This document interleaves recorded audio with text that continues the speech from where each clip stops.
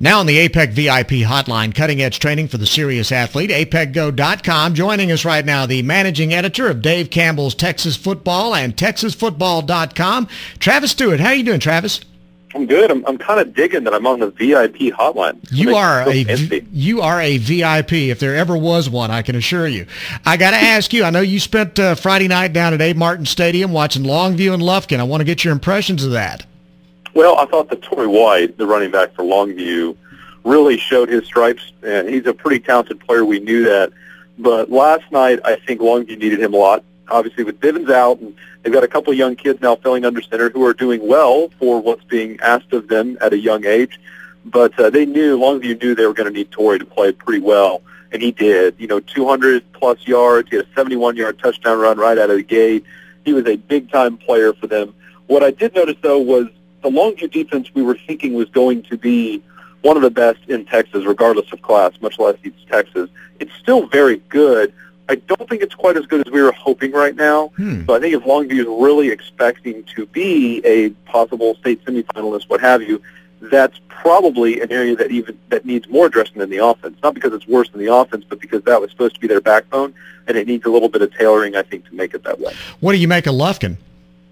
Man, it's a struggle right now. It's not that they're bad. They're obviously not bad at all, and they're easily going to cross the 500 threshold, I would think. The problem for Lufkin is just it's not a big 5A school, and so depth, I think, hurts it. And when it runs into the schools like the Woodland that roll out literally 4,000 kids, 4,100 kids, Lufkin's got 2,100. I mean, just depth issues overall, I think, take a toll on that team frequently. And, you love the starters, but it's just not enough kids, I think, in the program and not enough kids to pull from to really be a superpower in 5A anymore, or at least for the foreseeable future, unless the school starts growing again. So I think they're probably, let me strike probably. They're definitely going to be a playoff team again. It's just I don't know if they're going to be able to get to 3, 4, 5 rounds deep like the fans are accustomed to, with the numbers not being in their favor to the extent that they are. Okay, that's fair enough. I talked to Dennis Alexander just a few minutes ago. His Troop Tigers now are 4-0. This is a guy that got this job in July, okay? And he came in and he took a spread team and installed the I formation, so it completely changed their personality and their tactics on offense. And then after week 1, scrapped the defense that they had been running and changed it over. This guy's amazing. Well, I mean, he is the kind of guy that has forgotten 10 times the amount of football that you and I together will ever know combined. I mean, it's just some guys were born to be in the coaching ranks. Dennis, who is obviously amongst the top 5 coaching guys of all time with career victories, I mean, as you said, took over Troop late, and it's not that he's beaten, a bunch of cupcakes. He hasn't played a Big 12 non-conference schedule. I mean, he played ARP last week and beat ARP, which is a really good team, which was a top 10 preseason team in 2AD2, coached by another well-known coaching name in East Texas, Dale Irwin. So it's not like he's going out there and rolling over the Little Sisters of the Poor, as Gordon G. would say, from Ohio State. They've played good competition, and he has tailored a team around the talent that he has. And that's what's made them successful. It's actually an interesting note. I was having this conversation just the other day with someone about the difference between a coach who always runs the same system at every school, which is impressive, and then a coach that can tailor a system to the talent that he has. Well, and let me throw one thing out, Travis, because when we were talking about that, he came in and he installed the eye, but he says as they've gone along, he's kind of looking at his personnel. He has reinstalled some of the elements of the option and the spread, in with his running attack, and he's running a multiple offense. So he's not pig-headed enough that he's going to just stubborn enough that he's going to stick to just exactly what he wants to do. He's willing to adjust as he goes along. And that's how you get to 300 wins. That's it. Because in the high school ranks, your kids drastically change every 4 years, and you can't tailor what you get like you get in college. So if I'm running a spread team in high school, right, and all of a sudden 4 years later, I have got a 6'3", 240-pound quarterback who loves to run the ball, I'm going to have to switch to an option because that's the best kid I got.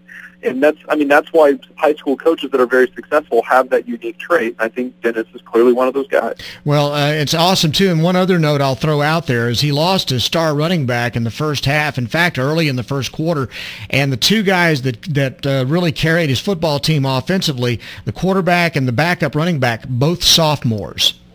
Wow. They're going to be really good over the next couple of years. I mean, you're always looking for the next big 2A, 3A, 1A East Texas team because it feels like the balance of power shifts frequently. Mm-hmm. Chapel Hill was a state title team last year. Now they're, 1-3? Right. So, I mean, things change in a hurry out there. And with him there at Troop, I mean, they've got the look and the feel of a very possible regional finalist team next year or maybe even the year after that. Heck, maybe this year if they keep playing this well. Could happen. I mean, he's done a terrific job in a short amount of time. College football, I got to ask you, if you were taking a bet right now on who would win between Kansas State and Texas, which way would you go? Where are they playing? Is it in Manhattan? Good question. I don't know. I hadn't thought about it. I don't know if it's that close. Do you? If they're playing in Manhattan, I like Kansas State. Okay. If they're playing in Austin, I like Texas.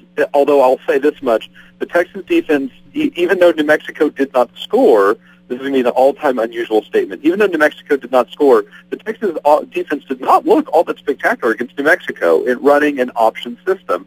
And you know that with a guy like Colin Klein, they're not a true option offense anymore, but a guy like Colin Klein who can run and force the defense to adjust to a mobile quarterback, I mean, there's obviously a history there where he can do a lot of damage against Texas and Mac Brown. That said, the UT offense, they have not necessarily gone out and played. They also have played, I guess, Little Sisters of the Poor. Mm-hmm. You could to borrow that phrase again today. But their offense has been pretty good. And, I mean, let me phrase it this way. Kansas State ended up beating North Texas, but North Texas gave them a heck of a game and very well could have won it if they just maybe a little bit deeper and didn't get quite so worn down in the fourth quarter. I can't envision a North Texas game being that close. So while Kansas State always seems to perennially play 3 points ahead of the competition on any given Saturday, I think that this Texas team may be good enough to finally break that long-standing purple and silver curse that they seem to have against that team. Wow, okay. In the meantime, they got to worry about Oklahoma State, who seems to be kind of getting it together now. Yeah, here's a hot opinion. I actually like the Oklahoma State program, and I like a lot of the coaches they have there. I am in no way, shape, or form sold on what they're rolling out this year. So okay. They pounded two bad teams, which is inarguable. The two teams they played are not very good, and they pounded them. Right. And then they lost to a team who I think is kind of average, and that's Arizona. Right. So I haven't seen anything there that makes me feel that they're at the level of talent that I think Texas is at. That said, Oklahoma State is another program that's been kind of a bugaboo for Texans over the past couple of years, and the Texas defense, again, has not shown me near the talent that I thought they were going to, kind of like Longview in that way. And you know that if you give Oklahoma an inch, they'll take 40 points. So they'll have to play pretty good defense if they want to beat that team. Really interested in seeing how Baylor does against West Virginia this weekend.